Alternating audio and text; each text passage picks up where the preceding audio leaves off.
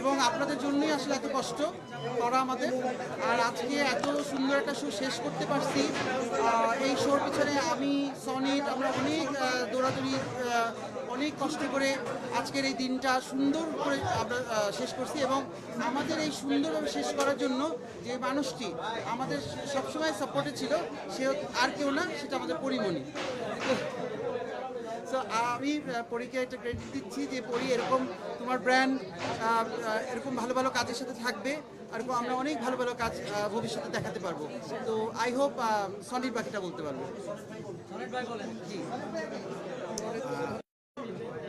কি বলবো, এত সুন্দর আয়োজন হবে আসলে আমি নিজেও ভাবিনি। আমরা কষ্ট করেছি, তো কষ্টের পরে যখন সার্থকতা হয় দেখি যে সবাই এত খুশি, বা আপনারা সবাই এখনো আছেন। এখন অলরেডি রাত 12:30 বাজে, কেউ ডিনার করে না আমি জানি। তো তো সেখানে আপনারা এখনো আছেন, এই জন্য অনেক অনেক থ্যাঙ্কস আপনাদের সবাইকে।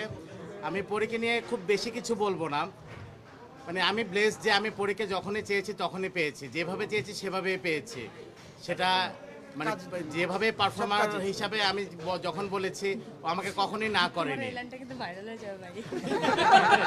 তো পরের বডি ব্র্যান্ডটা আমার মনে হয় প্রথম ফ্যাশন কেউ আমাদের একটা শোর মাধ্যমে হয়েছিল, একটা লাস্ট ইয়ারে ওয়েডিং কার্নিভালে। এরপরে ব্যাক টু ব্যাক বডির সাথে আসলে অনেকগুলো আমাদের কাজ করা হয়েছে। আজ একটা বিশেষভাবে আমরা বডি পেয়েছি। এবং মনে আছে পরির প্রথম ফ্যাশন শো আমাদের ঢাকা ফ্যাশন ডে। হ্যাঁ, ও মাই গড, তখনকার পরি আর আজকের পরির হাঁটার ভিতরে আমি তো আকাশ পাতাল পার্থক্য। এখন পরি অনেক কনফিডেন্ট হাঁটার ব্যাপারে। ভাই আমি শুরু থেকে যেভাবে হাঁটি আমার মনে হয় এরকমই হেঁটে হেঁটে মরে যাব। আমি একরকম ভাবেই হাঁটি সত্যি। আমি হাঁটা একটাই শিখেছি আজকে আমাদের র্যাম্প ওয়ার্ক। আমি র্যাম্পের হাঁটাটা আসলে অনেক ডিফিকাল্ট, অনেক অনেক অনেক কনফিডেন্টের ব্যাপার, অনেক প্র্যাকটিসের ব্যাপার। ওইটা আসলে আমি আয়ত্ত করতে চাইলে হয়তো পারবো, ডেফিনেটলি পারবো, কিন্তু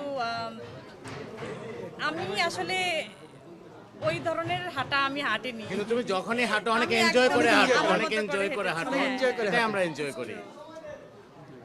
পরি আপনার মানে সুন্দর একটা সময় আপনি বডি শুরু করছেন, তো এরকম একটা অনুষ্ঠানের সাথে টাইটেল স্পন্সর কিভাবে যুক্ত হলেন, আইসা অনুষ্ঠানটা দেখলেন, কেমন লাগলো, নিজেও হাঁটলেন, সকলের অভিজ্ঞতা একটু যদি শেয়ার করতে।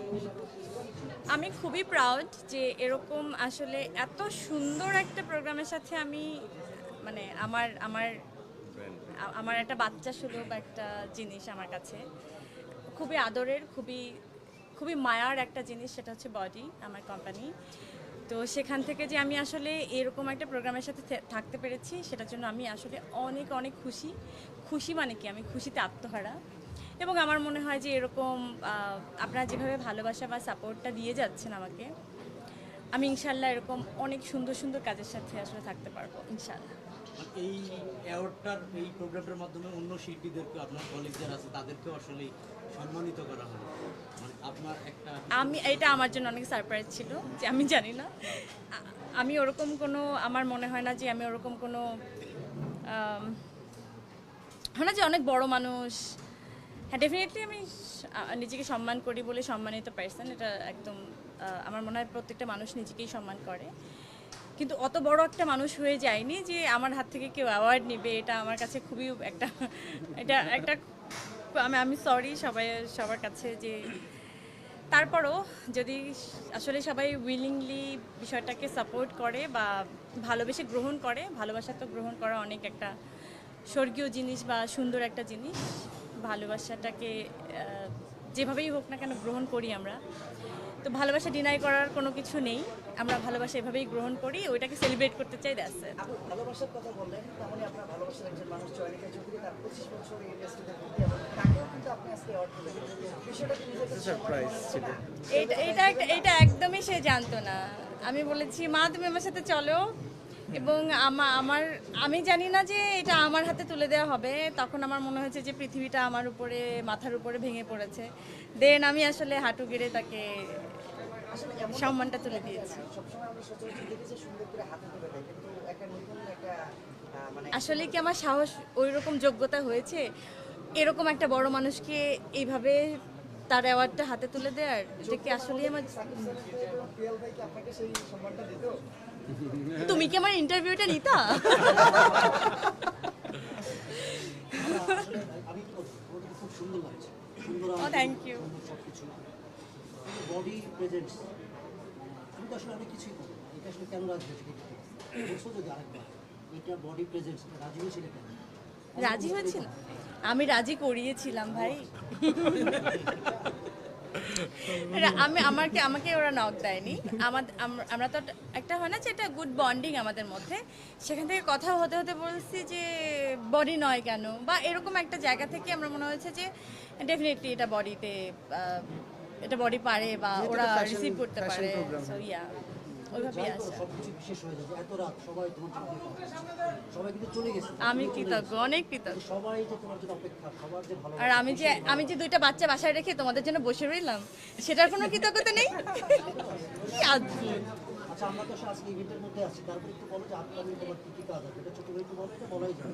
আর তো তোমার ফেসবুক ফলোয়ার্সে তুমি সাকিব আল হাসান কেউ আমি না এটা না 3 বছর ধরে দেখতেছি যে সাকিব আল হাসানকে ছাড়িয়ে গেলেন পরিমণি। বিশ্বাস করেন, বা এরকম একটা হেডিং দেওয়া হয় যে সাকিব আল হাসানের কাছে হেরে গেলেন পরিমণি। খোদার কসম, আমরা কি দুজনে কি মাঠে খেলতেছি? হারাহারির তো কিছু নাই, জেতা জিতেরও কিছু নাই। বা আপনারা আমাকে ভালোবেসে প্রথম থেকেই ফলো করেন, তো ওভাবে ফলো করেন। উনি তো একজন ইন্টারন্যাশনাল মানের একজন মানুষ, বা ইন্টারন্যাশনালি উনি পপুলার একজন মানুষ। আর আমি তো ভাই দেশের গণ্ডি পেরিয়ে কোথাও কাজই করিনি। তো সেখান থেকে আমার অনেক ভাল লাগে যে আপনারা আসলেই সবাই যেভাবে, অনেক এই দেশ ছাড়িয়েও অন্য দেশের মানুষ আমাকে চেনে না বলেও, বাংলাদেশ চেনে না বলেও আমাকে আসলে ফলো করেন। আপনারা সবাই জানেন যে দেখা যায় কে কোন জায়গা থেকে ফলো করে, কোন কোন কান্ট্রি থেকে ফলো করে। আমার খুবই অদ্ভুত লাগে যে এরা আমাকে কেন ফলো করে ভাই, আমি জানি না। সো আসলেই আপনার কোশ্চেনটার উত্তর আমি আসলেই জানি না। কিন্তু মনের অজান্তেও কি একটু আনন্দ লাগে না যখন নিউজ? খুবই আনন্দ লাগে ভাই, অজান্তে না, একদম জানতেই খুবই আনন্দ লাগে। আমি খুবই আনন্দিত। আপনার ক্যারিয়ার শুরুর দিকে চয়নিকা চৌধুরীর সাথে খুব ভালো একটা সম্পর্ক দেখেছি, আজকে আবার দেখলাম। দারুণ। ভবিষ্যতে চয়নিকা চৌধুরী এবং পরিমণির সমন্বয়ে কোনো সিনেমা আসবে কি? এই যে একটু পরে, মানে এই বছরই। আমি তো শুনে বলছি আমার প্রিয়াঙ্কা এবং সরোজ ভাইয়ের সাথে কোনো ইভেন্ট হবে, আজকে একটা সাকসেসফুল ইভেন্ট হবে, পরে তিনজনের একসাথে হবে। এটা আপনি জিজ্ঞেস করতে পারেন যে আমাকে ছাড়া ওদের কোনো ইভেন্ট হবে কিনা। আমি ছাড়া ওদের কোনো ইভেন্ট হবে? ওই যে বলছে আমাকে ভয় পায়, উড়াই দিব ওকে, আমি ডুবাই দিব ওকে, কি জানি ভাষায় দিব নাকি, কি জানি ডায়লগটা আমি জানি না। এরকম কেউ একজন উড়ায় দেয়, কেউ একজন ডুবাই দেয়। তো আমার মনে হয় এটা আমি ওর সাথে করতে পারি। আচ্ছা, তুমি I love you. তুমি তো গোলাপের মতো সুন্দর, সবাই বলে। আবার গোলাপের মতো একটা সিনেমাও আছে, সিনেমাটা শুটিং অ্যাওয়ার্ডও তুলে দিবেন। এটা আসলে আমি জানি না, আমার মনে হয় এটা আমার থেকে ভালো উত্তর প্রোডাকশন হাউস দিতে পারবে, প্রডিউসাররা দিতে পারবে, আমি জানি না। কারণ প্রডিউসাররা মরে যায় ভাই। আচ্ছা আপু, গোলাপ শুরু হওয়ার আগেই গোলাপকে আপনি অ্যাওয়ার্ড দিলেন নীরবের হাতে। আচ্ছা, আমি একটু বলি, এটা কিন্তু চয়নিকা দির হাত থেকে দেওয়া হয়েছে, তাই না? এটা তুই বলতে আমি আওয়ারটা নিলাম বলতে পারো, একদমই। তুমি থেকে তুমি যে বিনয়, সেটা বারবার তোমার হচ্ছে। তোমার রবীন্দ্রনাথের একটা সিনেমা শাস্তি সিনেমা, ওইটার আপডেট বুঝি না। রবীন্দ্রনাথ ঠাকুরের শাস্তিটার আমরা একটু আবডালা থেকে কাজ করছি তো এটা নিয়ে, কারণ কাজটার সাথে যারা জড়িত তারা এভাবেই প্র্যাকটিস করে এসেছেন বহু বছর ধরে বা বহুদিন ধরে। তো সেই প্র্যাকটিসের মধ্যে আমি একটু ইনক্লুড, যে আমি হুট করেই কোনো কথা বলে দিতে পারি না। আমার মনে হয় যখন এই কাজটা সবাই দেখতে পারবে তখন আমরা ঘটা করে জানাবো ইনশাআল্লাহ। আপু, ইভেন্টের বাইরে ছোট্ট করে একটু, যদিও শেষ বিশ্বকাপের সময় আপনি আর্জেন্টিনার কড়া ফ্যান ছিলেন, হ্যাঁ, তো একটা স্ট্যাটাস দিয়েছিলেন, হ্যাঁ, শেষ পর্যন্ত বিয়ে এখন অনেকেই বলছে যে পরিমাণে আসলে কি আচ্ছা, আপনারা সারা জীবন আমাকে কোশ্চেন করছেন, ওনার কোশ্চেন ধরে আমি একটা কোশ্চেন করি আপনাদেরকে। প্লিজ। আপনারা কি আমাকে বিয়ে দিতে চান নাকি চান না? আচ্ছা, চাই হ্যাঁ কতজন? হাত তুলো। নাকি না? আমি এটা বিশ্বাস করি, জানেন, আমি যদি আমার ভাইয়ের সাথেও ছবি দেই সেখানেও গালি খাই। সো আমাকে কোনো পুরুষের সাথেই মানুষ দেখতে চায় না, আমাকে সিঙ্গেল দেখতে চায়, আমার বাচ্চাদের সাথে দেখতে চায়। এইটা কোন আনন্দ আমি এটা জানি না, এই কোন আনন্দ ভাই, তাইলে ভাই আমি জানি না। তুমি তো আমি কিচ্ছু জানি না। আর্জেন্টিনা বিশ্বকাপ না পাওয়ার পরে আপনার মানে মন তো অবশ্যই খারাপ হয়েছে, কি করেছিলেন আসলে? সবসময় তো আপনাকে পাই না আসলে আমরা, এই জন্য জানতে চাই। ভাই এরিক্স থেকেই তো আমি বলছি আমি বিয়ে করবো।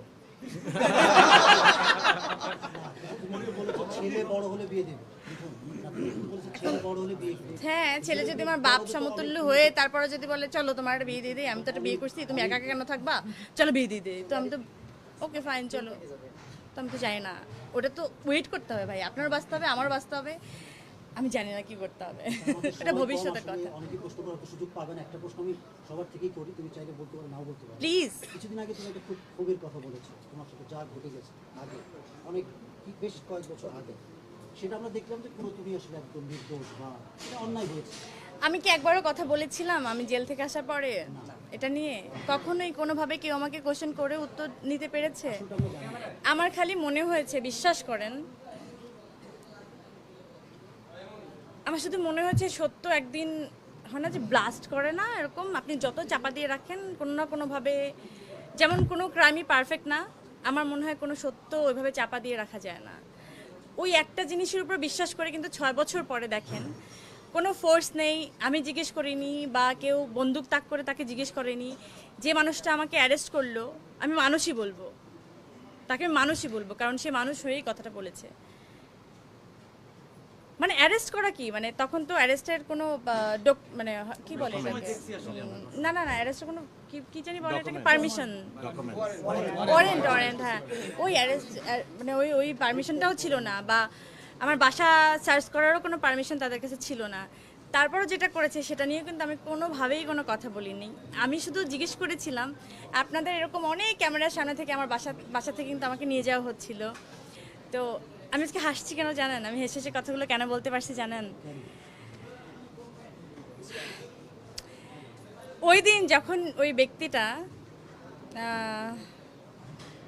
পুরো ঘটনাটা কিন্তু একদম সে কত মিনিটে অনেক লং টাইম ধরে কিন্তু বলছিল, শুরু থেকে শেষ পর্যন্ত উনি সে বাসা যাচ্ছে কি করতেছে, তারপরে মাঝখান থেকে তাকে বলা হয়েছে যে তুমি ওর বাসায় যাও, ওনাকে নিয়ে আস, মানে হয় না যে ওর মধ্যে তুমি ইনভলভ হও, প্রত্যেকটা বিষয় কিন্তু সে একদম পয়েন্ট বাই পয়েন্ট যখন বলেছে, তখন বলছি ভাই কী দরকার ছিল এত কিছু বলার?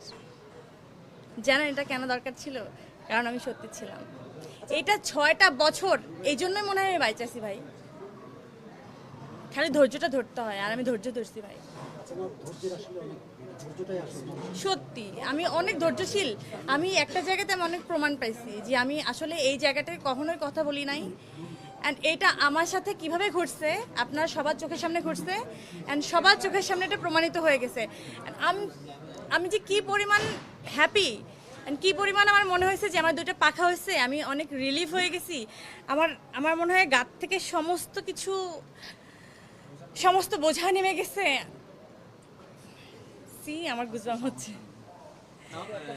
আপনারা বুঝবেন না, যদি আপনার সাথে হয়ে যায় তাহলে আপনি বুঝবেন যে কি হচ্ছিল আপনার সাথে। সেই দিন যেদিন আপনাকে অ্যারেস্ট করে সেদিন সবার আগে আমি বনানি দিয়েছিলাম যে আপনি তাড়াতাড়ি করে আপনার লাইফ থেকে যেতে পারছিলাম। আমি একটা জিনিস খেয়াল করছিলাম যে বাইরে এত পরিমাণ মানুষ ছিল যে আমার নিজের কাছে আতঙ্ক লাগছিল, আমি যে ফোনটা বের করবো একটা ছবি তুলবো সেই সাহসটা পাচ্ছিলাম না। এমনকি যখন প্রথম ফোনটা বের করে আমার ফোনটাও কেড়ে নেওয়া হয়। তো বাসার ভিতরে পরিস্থিতিটা কেমন ছিল ওই দিনে? না, যেহেতু আমি তখন থেকে ডিসাইড করছিলাম যে কেউ একজন বলছে ওই পক্ষ থেকে, দেন আমি কথা বলবো, এটা আমি নিজের সাথে নিজে প্রমিস করেছিলাম, দেন এখন আমি বলতেই পারি, আমার কোনো সমস্যা নাই। বিশ্বাস করেন তখন আমি যেটা দেখছিলাম যে ওনারা কনফিউজ হচ্ছিল যে এই মানুষটাকে আমরা কিভাবে উঠায় নিব, কেন উঠায় নিব, এই কোশ্চেনটা বারবার করে ওনাদের উপর মহলের কাছে জিজ্ঞেস করা হচ্ছিল যে আমরা যে নামাবো তার ভিত্তি কি, ক্যামেরা তো অনেকগুলা, সাংবাদিক অনেকগুলা হচ্ছে মানে একদম আমজনতা, তারা যদি জিজ্ঞেস করে তো আমরা কি উত্তর দিব, সেই উত্তরটা ওনারা বারবার করে উপর মহলে জিজ্ঞেস করতেছিল, দেন ওদের কাছে কোনো উত্তরটা ভালো করে আসে নাই, ক্লিয়ার কোনো উত্তর ছিল না। আপনারা কেন তখন জিজ্ঞেস করছিলেন না যে পরিমণিকে কেন নিয়ে যাওয়া হচ্ছিল? ওনাকে মাঝখানে বসান, আমি তো ওনাদেরকে টাকা কথা বলছি,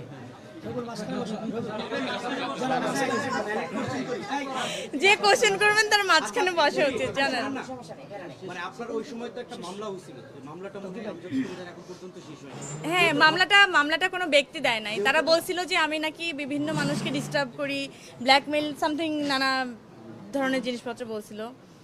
যেহেতু ঘটনাটা মিথ্যা প্রমাণ তো হয়েছে, এখন কি আপনি চান কিনা রাষ্ট্রের কাছে যে মামলাটা আসলে একটু ডিসমিস হয়ে যাক? বা আমি জানি না, এখন পর্যন্ত আমি রাষ্ট্রকে ফোর্স করি নাই বা আমি আহাজারি করে বলি নাই যে এই দেখেন এই মানুষটা এভাবে বলছে, এখন আমাকে ছেড়ে দেন। আমি এভাবে বলবো না। আমি আইনের উপরে বিশ্বাসী। যতদিন টাইম লাগে, যেভাবে লাগে, যত বছর ধরে আজিরা দিতে হয় ভাই তত বছর ধরে দিব। তারপরও আমি আইনের উপরে বিশ্বাস রাখি যে কোনো না কোনো একদিন, যে যেভাবে এভাবে সামনে আসছে যে আমরা তাকে খুব ভুলভালভাবে অ্যারেস্ট করছিলাম, শুধু খালি অ্যারেস্ট করছিলাম, যেভাবে সামনে আসছে আপনাদের সবার সামনে, আমার মনে হয় আদালতও সেই সম্মানটা দিয়ে আমাকে ফেরত দিবে যে তুমি নির্দোষ, যাও বাড়ি যাও। ওকে, অনেক রাত হয়েছে, আমরা আপনাকে বেশি না জানাই। লাস্টে খালি একটা কথা বলবো, এই যে শিল্পীদের কিছু হলি গ্রেপ্তার, অমুক তমুক, এইটা আসলে শেষ করে শিল্পীদের নিরাপত্তা কোথায়? আর সবার প্রতি তোমার যে ভালোবাসা, এই ভালোবাসার প্রতিদান সামনে কাজ দিবা, কীভাবে দিবা, এটা সবাই শেষ করে। কোনটার উত্তর দিব আগে? দুই তিনটা কথা বললো না ভাই। শিল্পীদের নিরাপত্তা, শিল্পীদের নিরাপত্তা না, আমার মনে হয় বাংলাদেশের প্রত্যেকটা নাগরিকেরই নিরাপত্তাটা ইনশিওর করা দরকার। সেখানে শিল্পী হোক, কে রিকশাওয়ালা হোক, যে কোনো পেশার হতে পারে। আমার মনে হয় মানুষের নিরাপত্তাটা খুব জরুরি। দ্যাটস ইট, আমার কাছে এটুকুই চাওয়ার থাকবে। আর আমরা হেনস্থা থেকে রেহাই পেতে চাই, মুক্তি পেতে চাই, এটুকু আসলে আমার সর্বোচ্চ চাওয়া। আর দর্শকদের উদ্দেশ্যে কিভাবে সবাই তোমাকে অনেক বেশি ভালোবাসে, সেই ভালোবাসার প্রকাশ ক্যামেরার সামনে সবাই ভালো। এত রাত ওয়েট করতো না, তুমি বলে ওয়েট করছো, আমি নিজেও চলে যেতাম, অনেস্টলি বলবো। আমার মনে হয় ভালোবাসা একতরফা থেকে হয় না। ভালোবাসা পরিপূরক একটা জিনিস। তুমি ভালোবাসো বলেই আমি ভালোবাসি, আমি ভালোবাসি বলেই তুমি ভালোবাসো। আমি কিন্তু আপনাদের জন্য আসি ভাই, আপনি